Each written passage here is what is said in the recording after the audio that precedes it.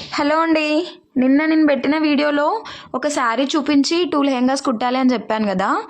అయితే దానికోసం నేను ఎలా కట్ చేస్తాను అనేది ఈ వీడియోలో క్లియర్గా చెప్తాను, చూసేయండి. ఫస్ట్ అయితే శారీలో వచ్చిన పళ్ళు పార్ట్ని అలాగే కట్టు చెంగు సైడ్ ఉంటుంది కదా, అవి 2 కట్ చేసుకున్నాను. ఆ తర్వాత క్లాత్ చెక్ చేస్తే 4.5 మీటర్స్ వచ్చింది.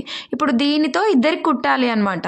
అయితే ఇద్దరికి మనం బిగ్ బార్డర్ వచ్చేలాగా స్టిచ్ చేసామనుకోండి, గేరా తక్కువ వస్తుంది, ప్రిల్స్ కూడా చాలా తక్కువ వస్తాయి, ఎందుకంటే క్లాత్ తక్కువ ఉంటుంది కాబట్టి. అయితే నేను ఇలా కుట్టాను. ఎట్లా అంటే ఒక పాపకు వచ్చేసి 25 ఇంచెస్ లెహంగా హైటు, ఇంకొక పాపకు వచ్చేసి 17 అనమాట.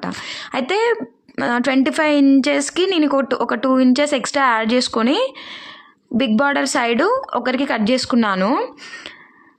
మళ్ళీ మనం నడుము దగ్గర పట్టి వేస్తాం కదా, అదొక 3 ఇంచెస్. ఇప్పుడు ఎక్స్ట్రా తీసుకున్న 2 ఇంచెస్ అండ్ పట్టి ఒక 3 ఇంచెస్ యాడ్ అవుతుంది.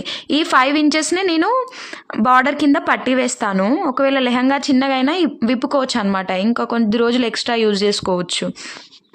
అలాగే కింద సైడు 17 ఇంచెస్ అనమాట, ఇంకొక పాపకి 17 ఇంచెస్కి ఒక 2 ఇంచెస్ ఎక్స్ట్రా యాడ్ చేసుకొని ఒకరికి కట్ చేసుకున్నాను.